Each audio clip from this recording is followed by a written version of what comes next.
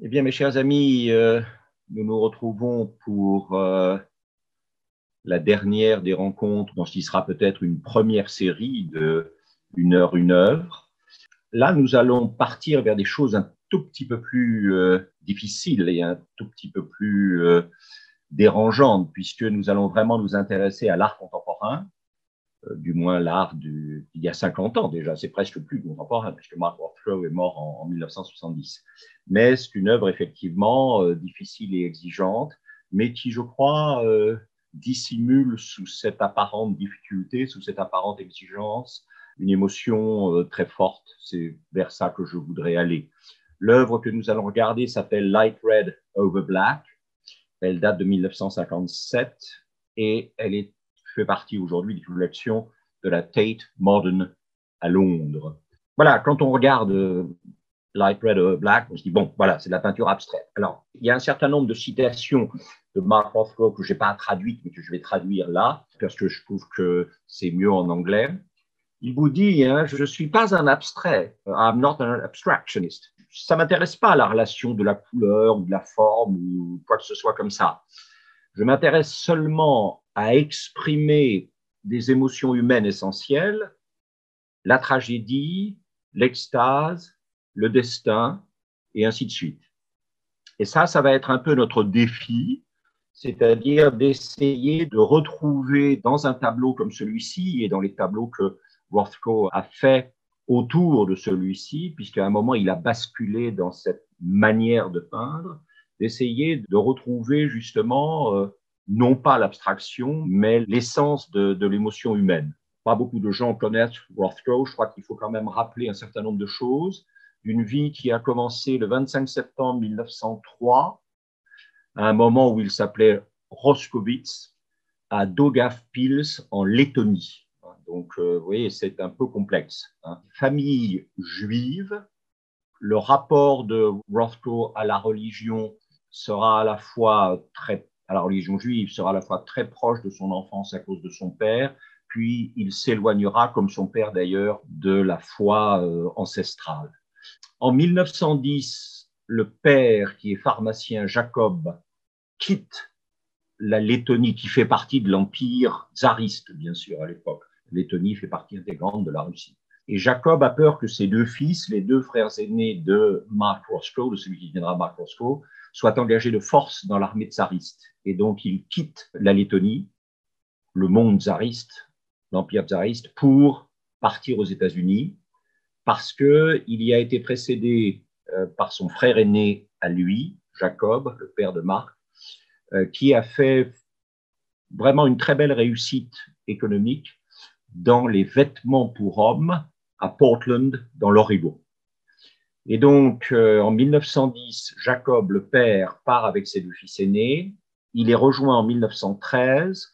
C'est le reste de la famille, Marc, sa sœur et leur mère, auxquels Jacob dit de rejoindre lui, Jacob et les deux fils aînés à Portland, dans l'Oregon. Et donc, il faut imaginer un gamin qui n'a pratiquement pas 10 ans, qui va traverser de la Lettonie vers le port de New York, être trié comme l'étaient les immigrants à l'époque à Ellis Island, dans le port de New York. Et puis ensuite, ils vont faire un deuxième voyage long et éprouvant vers la côte ouest, donc Portland, dans l'Oregon. Le père va malheureusement mourir d'un cancer très rapidement. Marc va faire des études secondaires assez brillantes tout en regardant du côté des mouvements syndicaux ouvriers assez revendicatifs qui existent à Portland. L'Oregon a été un des fiefs de Joe Biden. Ça a toujours été un lieu très marqué par la tradition syndicale et donc démocrate. Et en 1921, il obtient une bourse d'études pour l'une des très, très grandes universités de la Ivy League aux États-Unis, sur la côte Est, Yale. Et pour des raisons qui ne sont pas très claires, à la fin de la deuxième année, en 1923, à la fin de sa deuxième année, son année de sophomore, comme on dit en américain, il quitte Yale et va s'installer à New York.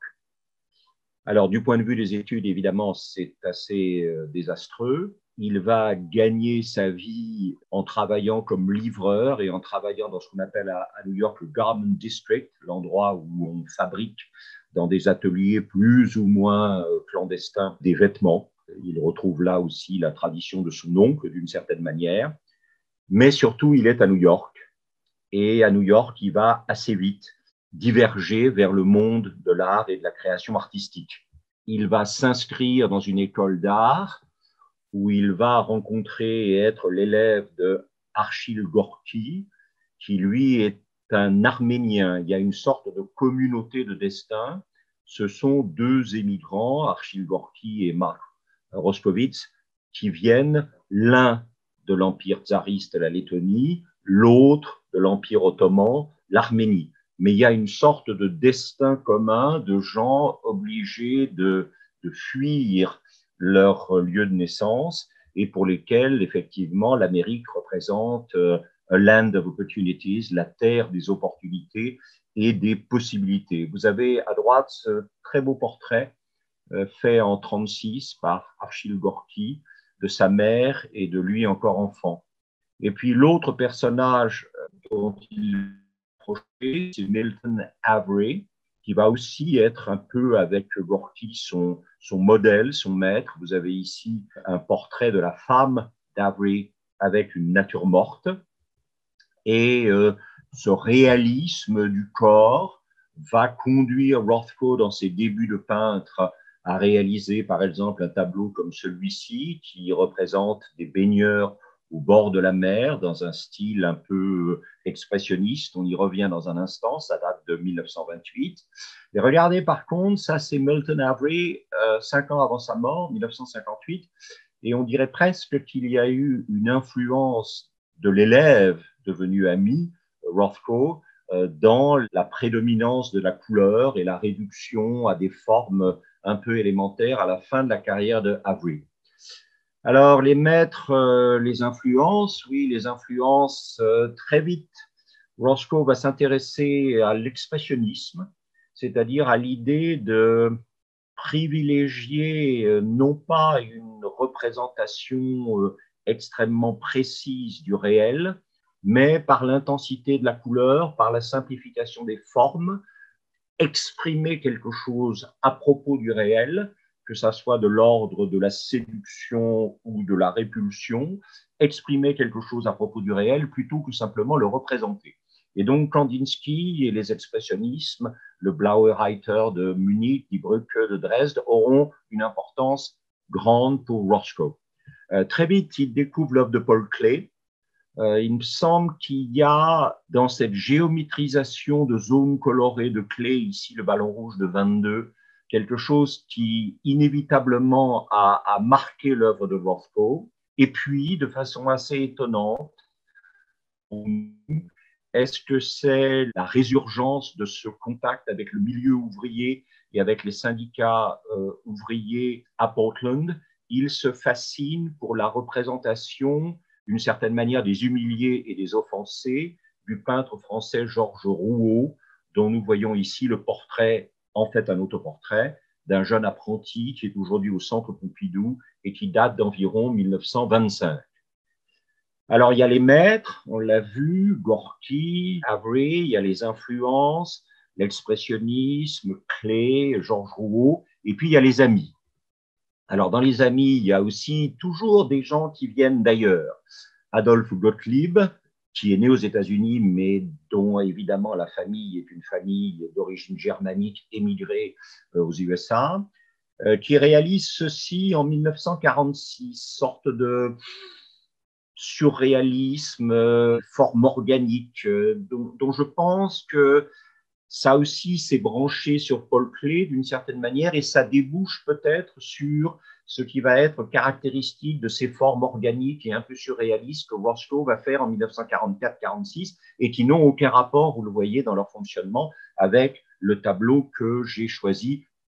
Je l'ai choisi parce qu'il est évidemment représentatif de ce qui est l'originalité de Rothko dans l'histoire de la peinture moderne. Et un personnage très important qu'il va rencontrer donc en arrivant à New York, c'est quelqu'un qui s'appelle, quelque temps après être arrivé à New York, c'est Barnett Newman.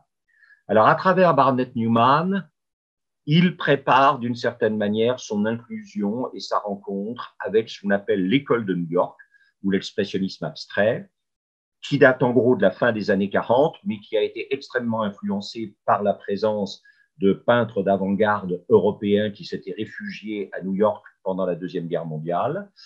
Et on appelle parfois l'expressionnisme abstrait aussi l'école de New York. Et c'est la première fois que les avant-gardes vont quitter l'Europe, les villes d'Europe dans lesquelles elles ont existé, que ce soit Paris, que ce soit effectivement, on parlait de Munich ou de Dresde tout à l'heure. Bon, cette idée que pendant longtemps, les avant-gardes ont été un phénomène européen, et puis tout d'un coup, la pratique avant-gardiste traverse l'Atlantique et s'installe à New York. Alors, vous le savez, dans les expressionnistes abstraits, on opère généralement une classification en deux catégories, les gestuels, dont évidemment le représentant est Jackson Pollock, qui va prendre sa toile, qui va la mettre par terre. Donc on n'est plus dans une toile qui est à la fois fenêtre sur le réel et miroir du peintre qui peint, et il va, dans un phénomène qu'on appelle le dripping, il va faire gicler la peinture au rythme de ses pulsions intérieures sur la toile, ce qui donnera des résultats comme celui-ci, Rythme d'automne de 1950. Même si vous n'aimez pas, c'est pas très grave, ça vaut plusieurs millions de dollars sur le marché de l'art, donc voilà.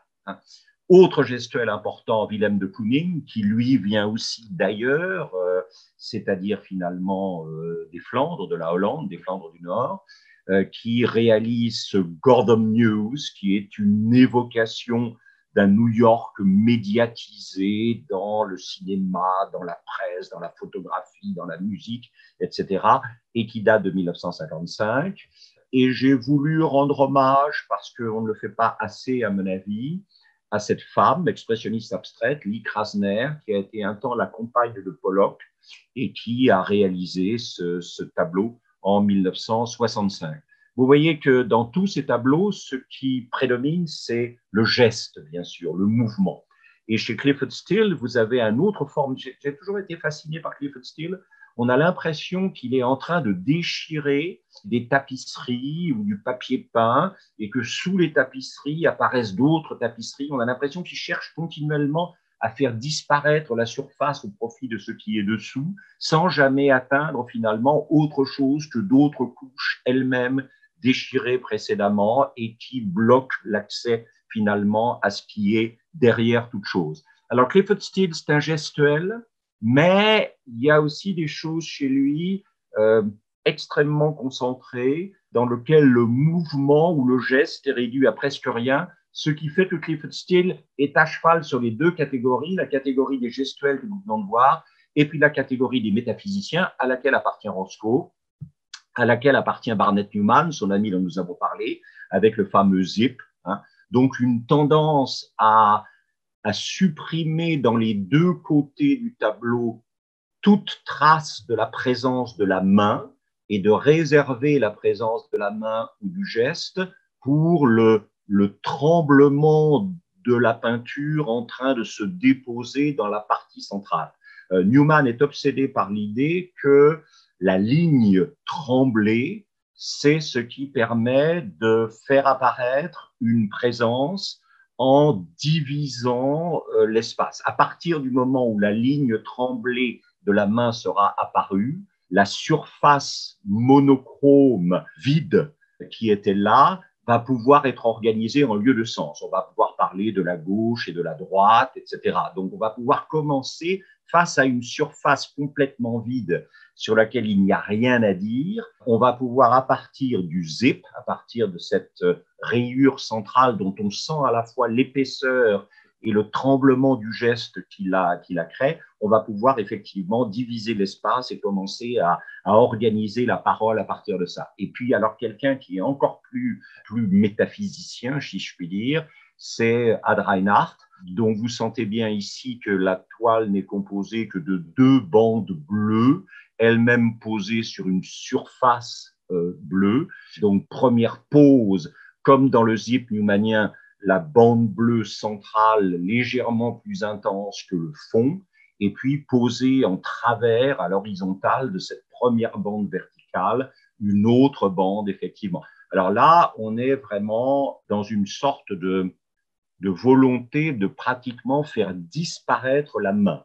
On ne parle plus de l'omniprésence du peintre, comme chez Pollock, chez Krasner et chez de Kooning, mais on est dans une sorte d'icône. Hein. Ce sont des gens qui étaient persuadés que c'était leur moyen à eux de revenir à une forme de contemplation, et une contemplation des différences essentielles, la perception des différences étant ce qui structure effectivement toute l'expérience humaine. Alors, il se suicide le 25 février 1970, donc à New York. On peut, quand on voit les œuvres de la fin de la carrière, c'est-à-dire ces œuvres uniquement en gris et noir, comprendre qu'il… Alors, vous retrouvez à nouveau cette idée de l'instauration d'une différence entre le noir et le gris, mais on peut effectivement comprendre que peut-être là, Rothko était arrivé au bout d'un chemin. Hein, voilà. Alors, revenons à notre Light Red over Black. Hein. On va donc pas parler des trois grands ensembles. Je veux quand même rappeler que Rothko a eu trois très grandes commandes qui ont fait date dans l'histoire de l'expressionnisme abstrait de l'école de New York. Une première commande qui date de 1958 pour un restaurant, le Four Seasons, qui était situé à l'intérieur de ce qu'on considère d'habitude comme un des chefs-d'œuvre du modernisme international de Mies van der Rohe, c'est-à-dire le Seagram Building, qui est le siège social d'une compagnie, au départ était le siège social d'une compagnie de vins et spiritueux basée au Canada, située sur Park Avenue à New York, et qui a été donc construite par Mies et son atelier entre 54 et 58. Alors, il y avait dans cet immeuble un restaurant très chic qui s'appelait les Quatre Saisons, et en 58, Rothko a signé un contrat de $35 000 pour réaliser la décoration intérieure du restaurant sous la forme de toiles d'une grande taille, plusieurs toiles de grande taille déposées sur les murs du restaurant. Voilà. Et aujourd'hui, évidemment, ces toiles sont à la Tate Modern, tout simplement parce que quand Rothko est arrivé avec les toiles, le propriétaire du restaurant a décidé que ce n'était vraiment pas ça qu'il fallait mettre dans un restaurant. Je vous en montre deux, dont vous apprécierez probablement qu'effectivement, c'est peut-être pas ça qui va déclencher chez vous un appétit majeur et immédiat. Hein, c'est le moins qu'on puisse dire. C'est pas voilà. Hein. Alors aujourd'hui, donc ces toiles sont à la Tate Modern. Elles ne sont pas toujours exposées. Elles sont parfois envoyées dans des annexes de la Tate, comme par exemple à Liverpool ou à St. Ives. Et je voudrais rappeler cette phrase de Rothko. Le fait que les gens s'effondrent et pleurent parfois quand ils sont confrontés avec mes images montre que je sais communiquer ces émotions humaines essentielles. Les gens qui pleurent devant mes images ont la même expérience religieuse que j'ai eue en les peignant. Et si vous dites que ce qui vous émeut, c'est simplement les relations entre les couleurs, alors vous ratez vraiment l'essentiel. Donc cette idée que ce n'est pas simplement de l'esthétisme, ce n'est pas simplement des confrontations de couleurs, mais qu'il y a quelque chose, il y a une expérience, et effectivement, c'est très clair qu'on ne peut vraiment apprécier ces toiles qu'en s'asseyant devant elles pendant un temps assez long et en entrant dans un rapport pratiquement de contemplation, de méditation avec ces toiles. Hein, voilà. Alors, en 1964, il a été invité à décorer, décidément le pauvre, il ne pouvait pas y échapper, un réfectoire de l'université de Harvard dans ce qu'on appelle le Holyoke Center. Les tableaux ont été préservés. Ils ne sont pas en très bon état parce que les pigments qu'il a utilisés se sont détériorés avec le temps, mais ils ont été restaurés récemment et Harvard, le Fogg, en particulier le musée d'Harvard, est très fier de pouvoir posséder cette série de Rothko. Mais le projet le plus important, qui est vraiment, alors là, quelque chose de fabuleux, c'est en 1971, la fameuse chapelle multidénominationnelle, c'est-à-dire qui n'est pas réservée à un culte en particulier, mais qui peut servir à tous les cultes, la fameuse chapelle de Rothko de Houston, au Texas.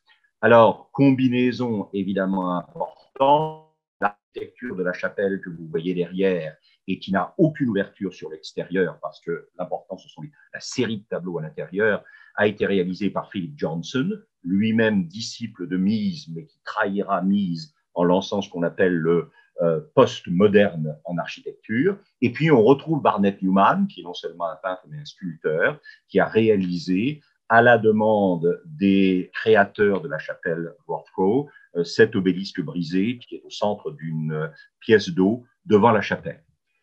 Voilà, vous retrouvez effectivement cette idée d'un lieu dont les toiles sont l'objet d'une méditation de nature iconique, bien sûr. Hein. Et là, je voudrais rendre hommage, évidemment, à ces personnages absolument extraordinaires qui sont Dominique et Jean de Ménil. C'est eux qui sont les commanditaires de la chapelle Rothko. Quand ils se sont, alors vous le savez, Dominique de Ménil était au départ une demoiselle Schlumberger, réformée. Jean de Ménil était un catholique. Ce sont des gens qui ont fait partie, avant la Deuxième Guerre mondiale, des premières grandes amitiés œcuméniques animées par des pères dominicains. C'est comme ça, le père Congar en particulier, c'est comme ça qu'ils ont rencontré le père Couturier, le grand dominicain ouvert sur l'art contemporain, qui disait qu'il préférait de très grands créateurs athées à des créateurs croyants médiocres. Hein. Et ce sont des gens qui sont restés, la guerre ne leur a pas permis de rentrer en Europe, ils ont donc décidé de s'installer à Houston, ils ont fait venir Philip Johnson à Houston, et si Houston est aujourd'hui une des capitales culturelles des États-Unis, c'est grâce à eux.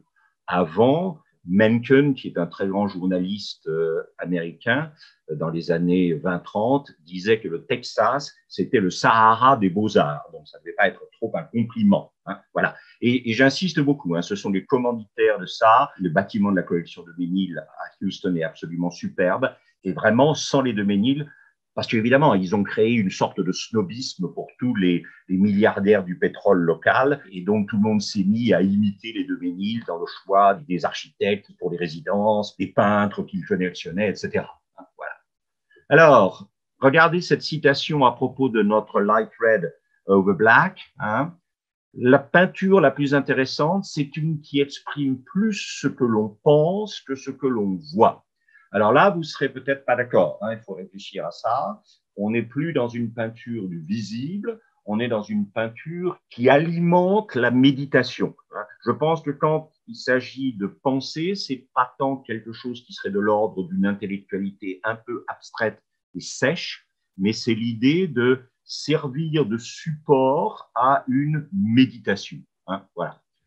D'ailleurs, regardez cet autoportrait que nous ayons de Bosco, sinon le seul, de 1936, dans lequel effectivement il porte de lunettes noires, comme si finalement l'important c'est pas de regarder le dehors, mais c'est de donner à voir ce qui se passe dedans, et en donnant à voir ce qui se passe dedans, entraîner les gens, enfin inviter les gens à relier leur dedans avec le dedans du peintre exprimé sur la toile. Alors, ça n'empêche pas que, au début de sa carrière, on est ici en 37-38, il va y avoir dans l'œuvre de Rothko du figuratif. Hein.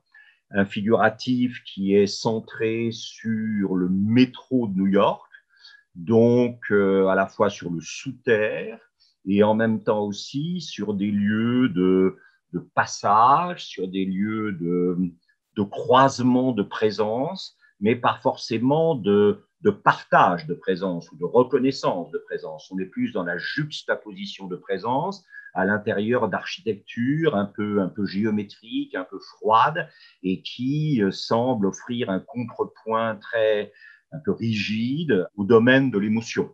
Regardez par exemple ces vues du métro new-yorkais que ceux qui ont pris le métro à New York retrouveront immédiatement. Elles vont occuper Rothko entre 1937 en gros et 1940. Hein. Regardez par exemple en 1939. Alors ce qu'on voit ici, c'est quoi? Ce qu'on voit ici, c'est une tendance quand même à l'élongation des formes. On n'est pas chez Giacometti, mais on est pratiquement contemporain de Giacometti. Et il y a une sorte d'élongation géométrique des formes, parce que, regardez par exemple les deux lignes, je Je ne vais pas revenir sur Spiliart et les lignes parallèles des éclairages dans les Spiliart que nous avons regardés ensemble récemment, mais quand même, on a l'impression d'abord que la perspective tend à se relever vers le haut du tableau, ce qui est une forme de néo-primitivisme.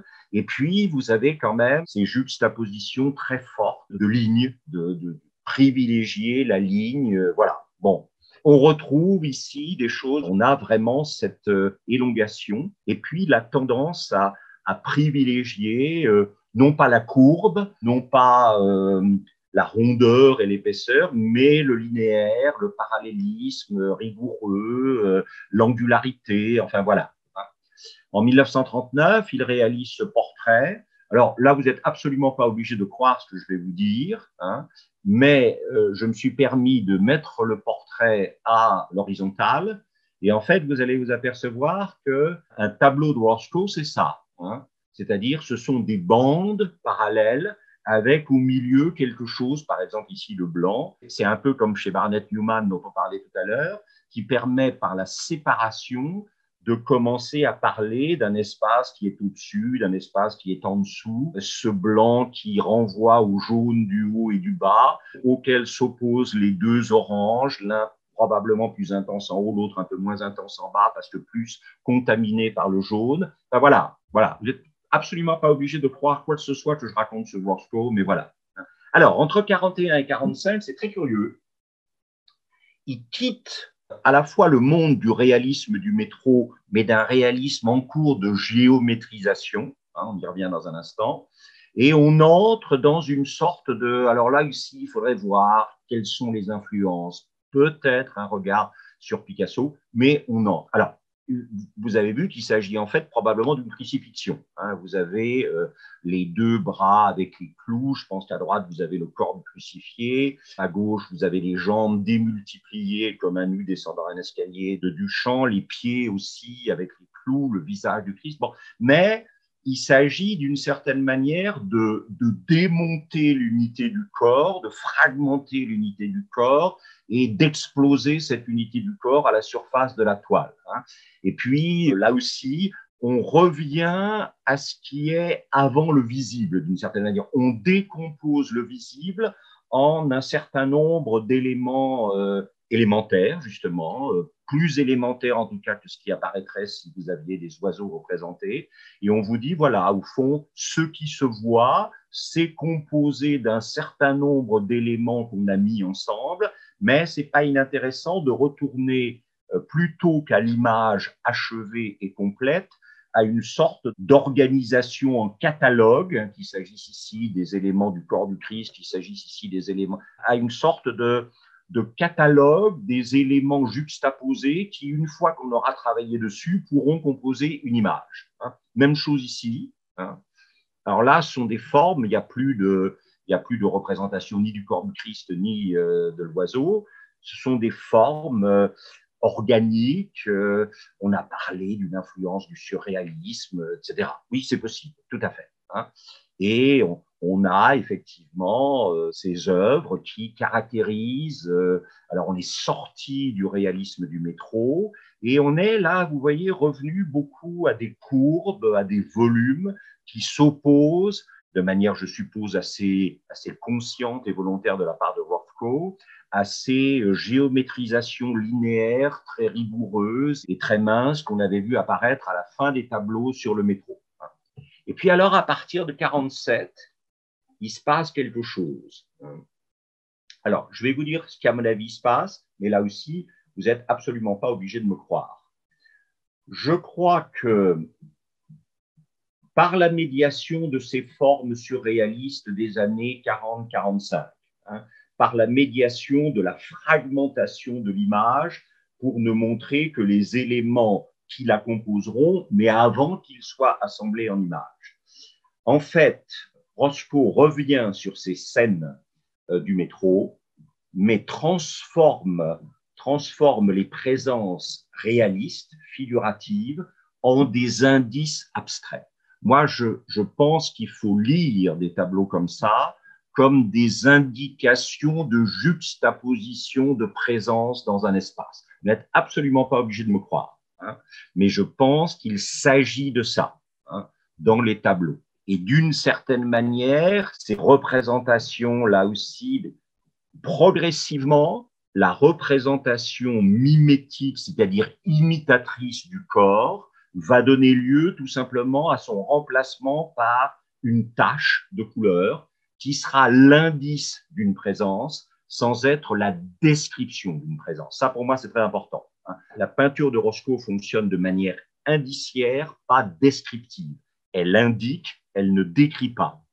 Voilà. Et pour moi, si vous voulez, là aussi, toujours pas obligé de me croire, surtout pas, mais pour moi, si vous voulez, ces grandes présences verticales juxtaposées, qu'il s'agisse des corps humains allongés, comme je l'ai dit tout à l'heure un peu à la Giacometti, avec en même temps les piliers qui permettent de tenir la voûte de la station de métro, voûte métallique ou de béton. Je retrouve ça, vous êtes là aussi tout à fait possible que vous, mais je pense qu'on est là-dedans.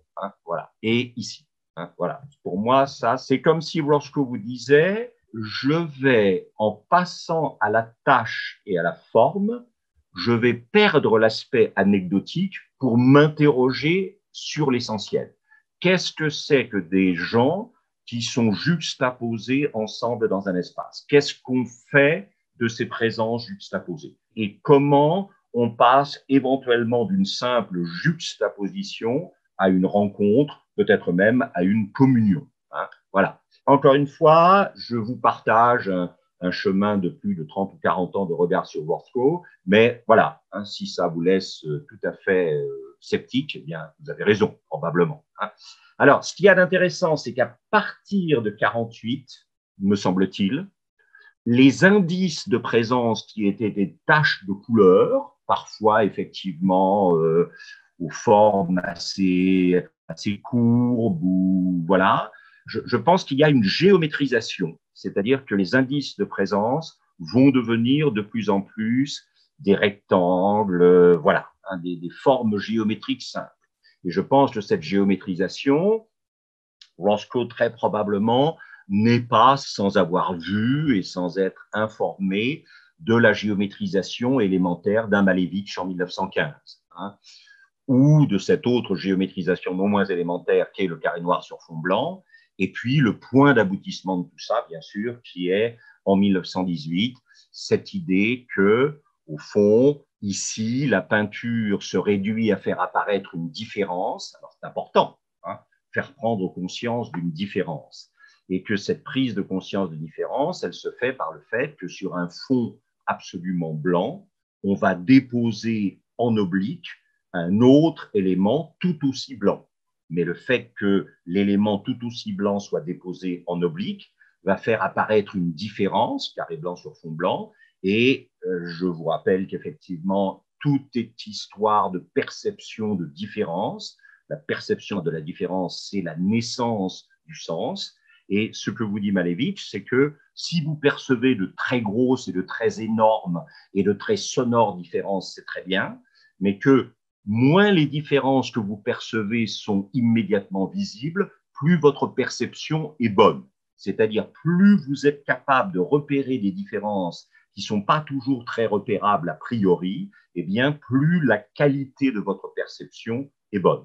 C'est-à-dire que celle ou celui qui perçoit des différences presque imperceptibles est un bien meilleur travailleur de la perception que quelqu'un qui perçoit des différences que tout le monde perçoit. Alors, je suis désolé, c'est un détour là aussi. Regardez quand même dans cette fresque de Titien qui est dans la Scuola del Santo, c'est-à-dire si vous allez à Padoue, vous avez sur la place de la basilique du Saint Saint-Antoine, vous avez la statue du Gatta Bellata par Donatello, dont on reparlera peut-être bientôt. Vous avez en face de vous la basilique et sur la droite, vous avez un petit bâtiment qu'on appelle la Scuola del Santo. Et la Scuola del Santo, c'était une institution charitable qui permettait de recueillir les pèlerins qui arrivaient malades ou fatigués à Padoue en pèlerinage sur la tombe de Saint-Antoine. Et alors, vous avez ici une scène assez étonnante, puisque vous avez Saint-Antoine au centre, qui fait parler le bébé, parce que vous voyez qu'à droite, il y a les parents du bébé, et vous voyez que le monsieur, là, avec la chaîne, est furieux parce qu'il est persuadé que son fils est un bâtard et que sa femme a eu ce fils avec quelqu'un d'autre que lui. Et du coup, Saint-Antoine de Padoue va faire dire au gamin qui ne parle pas encore, il va lui faire dire papa, Et donc, le monsieur sera assuré. Mais alors, ce qu'il y a d'absolument fou, c'est ce qui se passe à gauche.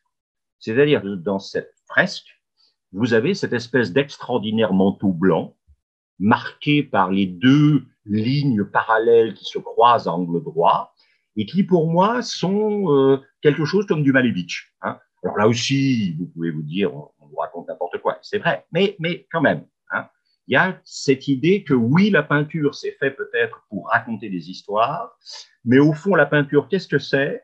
C'est des différences entre des lignes et des couleurs qui permettent finalement de rendre visible. Hein, voilà. Mais je trouve ce manteau blanc à cet endroit-là absolument extraordinaire. Comme si Titien nous disait, partie d'une surface blanche. Sur cette surface blanche, j'ai mis des lignes et à partir de ça, j'ai réussi à faire une image. Hein. Alors, très probablement aussi, Rothko connaît Mondrian, hein, en particulier la période ultime de la carrière de Mondrian, dans laquelle il se lance à partir de 1921, hein, c'est-à-dire plus de lignes courbes, puisque la ligne courbe, ça n'est jamais qu'un début de segment de ligne droite mis bout à bout, plus de couleurs sauf les trois couleurs fondamentales, le bleu, le rouge et le jaune, et puis évidemment les deux non-couleurs, le noir et le blanc. Ça suffit. Et ensuite, on va mettre en place un système de variation, c'est-à-dire qu'on va faire bouger. Par exemple, alors, vous avez ici chez Rothko nettement la mise en place de cette géométrisation, hein, ça c'est clair pour moi, et de même que le travail de Mondrian, c'est un travail qui fonctionne sur la variation. Par exemple, ici, vous allez renverser le carré, vous allez le transformer en un losange. Hein, et puis, vous allez faire varier la position des trois couleurs principales, la longueur des lignes, le rapport entre le noir et le blanc, etc. Et là, on entre évidemment dans quelque chose qui est le rapport entre peinture et musique. C'est-à-dire qu'au fond, si vous réfléchissez, ça a souvent été évoqué dans nos conférences, si vous réfléchissez à ce que fait Jean-Sébastien Bach par rapport à l'Aria Goldberg, eh bien, il a cet Aria Goldberg qui sont pour lui quoi? Qui sont pour lui les lignes droites, qui sont pour lui le blanc et le noir, qui sont pour lui le rouge, le jaune et le bleu. Et par 30 fois, il va faire varier tout ça en vous disant, c'est pas la peine d'avoir un énorme matériau à votre disposition. En fait, plus le matériau est pauvre, plus vous révélez votre sensibilité et votre intelligence en faisant varier au maximum ce matériau un peu pauvre et que vous avez choisi volontairement limité. Hein, voilà. Alors en 1949, vous le voyez, on entre vraiment maintenant dans cette espèce de verticalisation de la peinture de Rothko et de la juxtaposition dans cette verticalisation des zones de couleurs. Hein. Voilà, on est tout doucement en train d'arriver chez, hein, et en 1950-52, pratiquement, si vous parlez avec quelqu'un qui est un peu averti de ce que c'est l'art moderne, si vous lui parlez de Mark Rothko, elle ou il va immédiatement, mentalement, penser à des toiles comme celle-ci. Et vous voyez que, disons, en gros, dans les 20 dernières années de sa vie et de sa carrière, Rothko va pratiquer, encore une fois, un art de la variation. J'ai pris cette citation du poète américain Robert Hass, que j'aime beaucoup. La répétition nous rassure, la variation nous libère. Et c'est vrai que dans ces arts de la variation, Mondrian, Rothko, vous avez cette idée d'être dans quelque chose que vous reconnaissez et en même temps dans quelque chose qui vous étonne parce que vous admirez la façon dont, ayant volontairement consenti à une réduction et des formes possibles et des éléments dont animer ces formes, l'artiste vous montre que tout en acceptant cette sorte de pauvreté volontaire des moyens, elle ou il est capable de rebondir constamment dans un inattendu pour vos yeux qui, effectivement, vous compte. Hein. Alors, 1970, on avait vu des couleurs plutôt chaudes, on est maintenant dans des couleurs plutôt froides, le vert, qui se détache effectivement sur ce fond bleu-violet qui rapporte un peu effectivement de chaleur. Et puis, en 50, hein, déjà, vous voyez, c'est là où ça devient très difficile de dater les œuvres. Hein. Alors, est-ce que Rothko se répète? La grande question, c'est est-ce que quand il fait ses variations Diabelli sur la valse de Diabelli, Beethoven se répète? Hein. Et en même temps, dans chacune des variations, vous entendez la valse, hein, au départ, bien sûr. Voilà. 1950, couleur chaude, couleur froide, jaune, bleu. Alors, on a souvent, j'ai parlé évidemment dans le processus de géométrisation de Malevich, de Mondrian, tout à l'heure j'ai évoqué les compagnonnages, Barnett-Newman, les influences, Archie Gorky, Milton Avery, très probablement Klee, très probablement les expressionnistes, très probablement aussi Georges Rouault. Rothko a toujours, lui, dit qu'il avait 3 grandes sources d'inspiration. Alors, la première grande source d'inspiration, c'est l'escalier de la bibliothèque laurentienne à Florence, réalisé effectivement par Michel-Ange et ouvert pour la première fois au regard humain en 1571. Nous sommes évidemment à côté du palais Medici-Riccardi, et c'est vrai que ces grandes structures rectangulaires ou carrées vides, surmontées de frontons triangulaires ou curvilignes, créent une impression assez étonnante. J'ai souvent des groupes dans l'entrée de la Laurentienne. C'est vrai que ça reste quand même un endroit assez fabuleux. Je ne sais plus, est-ce que c'est Apollinaire qui disait « j'ai fait des gestes blancs parmi les solitudes ». Il y a un côté geste blanc parmi les solitudes qui, effectivement, n'est pas sans rapport avec Rothko, à mon avis. Voilà, ces espèces de grandes choses verticales dans lesquelles s'insèrent des éléments géométriques juxtaposés et qui sont à la fois une sorte d'indice de vide et en même temps, bien sûr, de présence. Voilà. Bon, ça, on le sait, Rothko dit qu'il a une passion pour cet endroit et qu'il n'aurait jamais peint comme il a peint s'il n'avait pas visité cet endroit. L'autre endroit, il visite la Villa des Mystères à Pompéi, et il est extrêmement frappé, d'un côté effectivement par les fresques figuratives, mais il est aussi extrêmement frappé par les fresques abstraites à l'intérieur de la Villa des Mystères à Pompéi, qui date du IIe siècle avant Jésus-Christ probablement, et qui a connu une redécoration à l'époque de l'empereur Auguste, qui est ce que nous voyons aujourd'hui. Et c'est vrai que quand on revoit la Villa des Mystères à Pompéi, et qu'on juxtapose ça à du Rothko des années 50-60, bon, pour moi, c'est assez parlant. Voilà. Et puis, alors, le troisième endroit qui est absolument étonnant, c'est la cathédrale de l'Assomption de la Vierge à Torcello, c'est-à-dire une île de la lagune de Venise, où vous l'avez probablement fait plusieurs fois dans votre vie.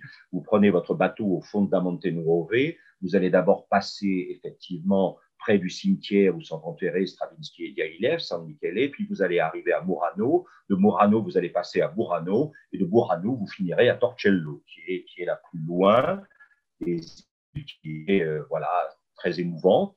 Et là, vous avez 2 églises, dont l'une est la grande cathédrale de Santa Maria Assunta, avec dans l'abside cette extraordinaire mosaïque d'influence byzantine qui date de 639 et qui représente l'Assomption de la Vierge avec évidemment les apôtres aux pieds. Et vous avez ce fond d'or absolument étonnant sur lequel se détache cette grande verticalisation noire de la Vierge qui fascinait Rothko. Donc ça, ce sont ces 3 sources d'inspiration auxquelles il raccroche, vous n'êtes pas obligé de le croire, là non plus, mais auxquelles il raccroche évidemment la verticalisation, l'abstraction et le côté très cadré, très architectural de ses œuvres.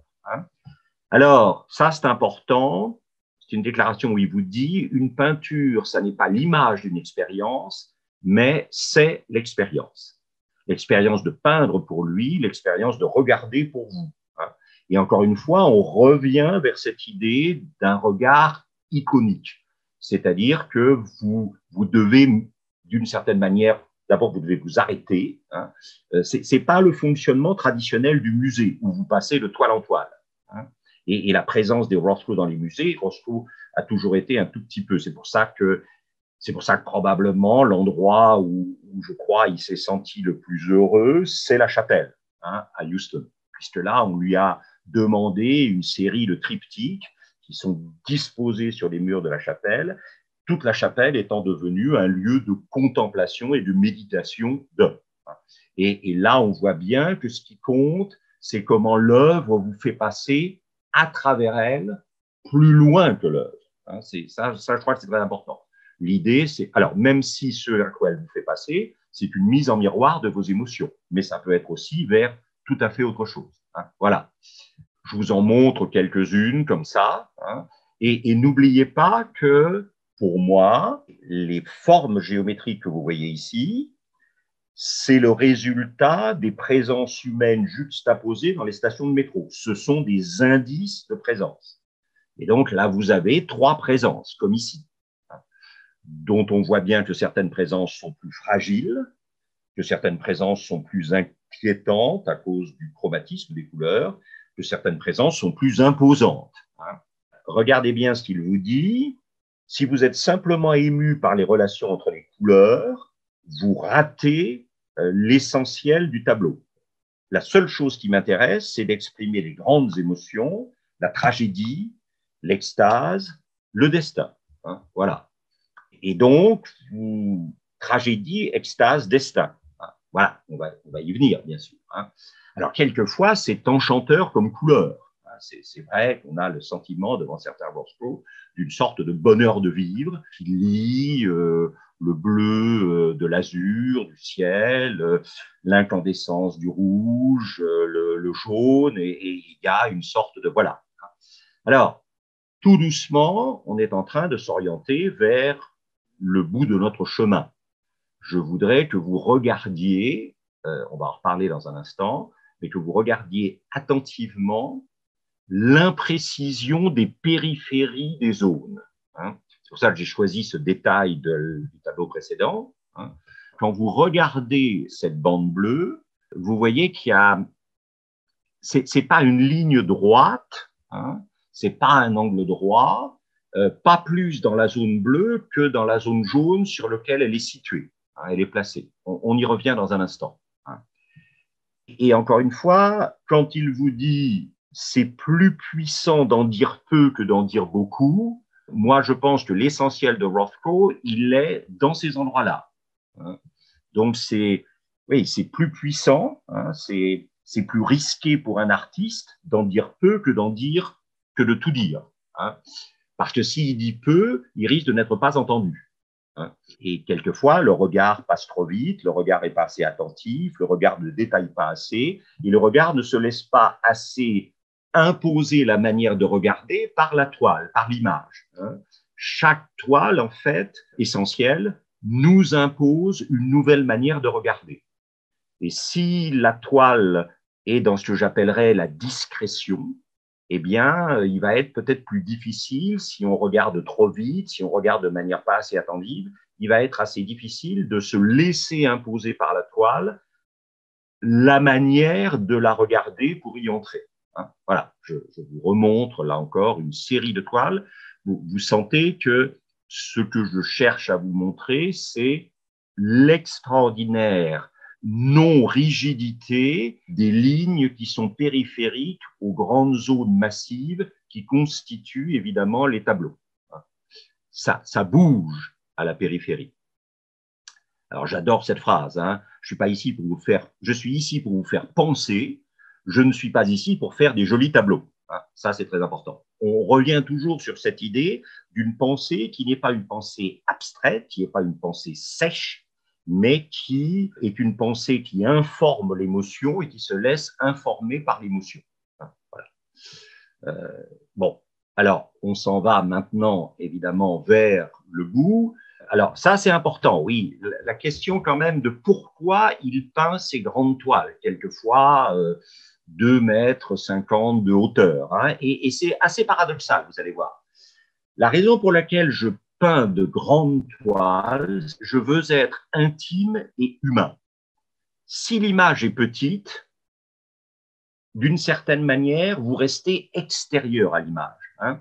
Peindre une petite image, c'est vous placer en dehors de votre expérience, d'avoir une vision un peu dominante, stéréoptique, hein, de l'expérience, ou comme si vous étiez en train de regarder l'expérience avec une loupe qui, au lieu de grossir, rapetisserait. Hein. Cependant, quand vous peignez une grande toile, une toile plus grande, on est dedans. Alors ça, c'est très, très intéressant. La petite toile, vous lui restez extérieur, vous la dominez et probablement vous la soumettez à un processus d'analyse intellectuelle qui vous fait comprendre. La grande toile, vous êtes obligé de vous risquer à entrer dedans, à vous perdre dedans. Hein. Ce n'est plus quelque chose que vous dominez. La grande toile, vous ne la dominez pas, c'est elle qui vous domine. Et c'est elle qui vous entraîne dans un endroit où peut-être vous ne vouliez pas aller. Alors, pour moi, l'essentiel de Roscoe, c'est ce que j'appelle le problème du frame. Le frame, c'est quoi? C'est ce qu'on pourrait appeler en français l'effilochage.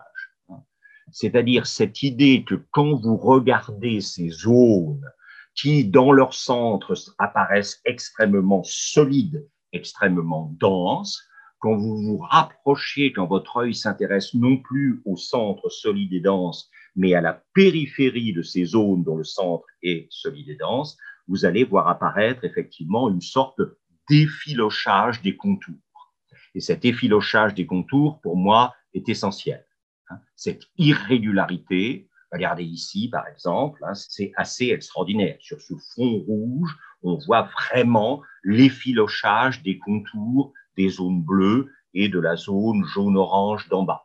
Et regardez le travail de Rothko, très probablement le centre du tableau est peint de manière extrêmement énergique et dense, mais à la périphérie des zones denses, vous entendez effectivement cet effilochage, cette fragilité, ce mouvement non appuyé du pinceau et de la main, comme si le pinceau, la main, dansait à la périphérie de ces zones qu'on a peint au contraire de manière très dense, oui, opaque. Hein, voilà.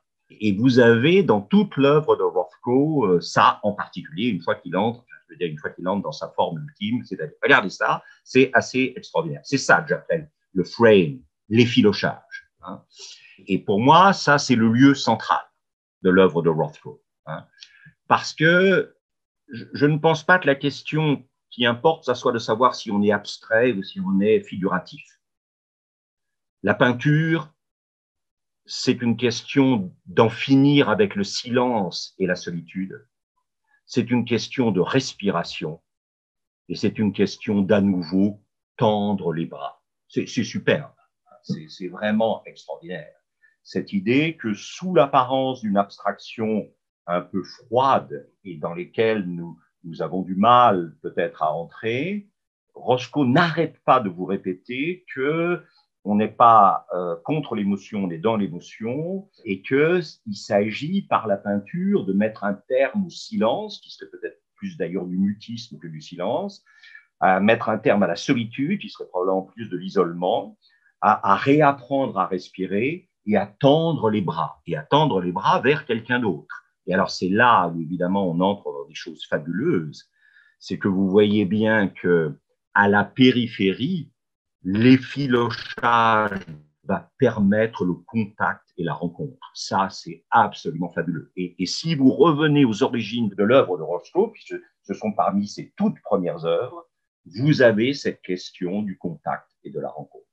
C'est-à-dire ces deux tableaux représentant des femmes dont on voit bien que l'important, c'est le geste par lequel la femme qui est le plus loin dans le tableau va prendre dans ses deux mains la main gauche de l'autre personnage féminin le plus près de nous, dans un geste qui est un geste de réconfort et d'affirmation d'une présence comme point d'appui à une présence qui s'est fragilisée ou qui est devenue plus douloureuse. Les deux femmes du premier plan sont dans une présence qui est devenue fragile et douloureuse, et les deux femmes de l'arrière-plan, en prenant une des deux mains de la femme fragilisée dans les leurs, elles restaurent, elles servent de point d'appui à la reconstruction de la présence de celle qui est fragilisée.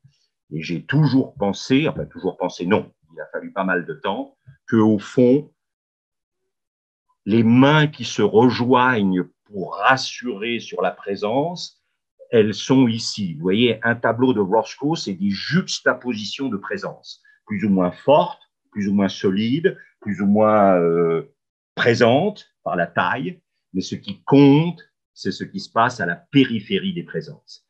Et à la périphérie des présences, vous avez cette idée que on va renoncer à sa solidité on va renoncer à son intégrité, on va commencer à se laisser défaire par la séduction de la présence de l'autre et on va tenter de rejoindre, de créer une sorte de lien, de coprésence avec l'autre. Regardez cette phrase magnifique de Rothko, « Mon art n'est pas abstrait, il vit et il respire ». Et vous voyez, c'est ça, deux présences. Si vous regardez le centre est relativement dense et solide. Et puis à la périphérie, vous avez ce frame qui dit, mais au fond, ma présence solide, elle m'intéresse peut-être moins que le risque de la présence de l'autre. Ça, pour moi, c'est magnifique. C'est vraiment l'essentiel de Rothko. Regardez, il vous dit ça, le tableau doit être une révélation. La résolution inattendue et jamais encore atteinte d'un besoin éternellement familier. Ce besoin éternellement familier, c'est la rencontre. Ce besoin éternellement familier, on peut l'appeler l'amour, mais je pense que Rothko, lui, reste un peu en retrait de l'amour pour nous parler simplement de la rencontre, c'est-à-dire ce moment où, en acceptant la présence de l'autre, nous allons courir le risque d'être acceptés par elle ou par lui. Et ça, c'est, voilà. Et vous avez ces zones qui sont extraordinairement précieuses chez Rothko. Et c'est pour ça que vous ne pouvez pas passer vite devant un Rothko. Parce que ce qui compte dans le Rothko, ce n'est pas l'impression générale de hauteur et de juxtaposition de deux ou trois ou quatre taches de couleur dense. Ce qu'il faut, c'est regarder l'endroit où cette densité va consentir à se défaire pour rencontrer la défaite d'une autre densité. C'est ce qu'on appelle effectivement une rencontre. Voilà, peut-être après tout, raconter n'importe quoi dans cette heure passée ensemble, mais j'ai toujours pensé, en regardant ces phénomènes d'effilochage périphérique des grandes zones de présence des tableaux de Rothko, à cette citation extraordinaire de Corneille dans le Polyeucte, « Un je ne sais quel charme encore vers vous m'emporte ». Merci.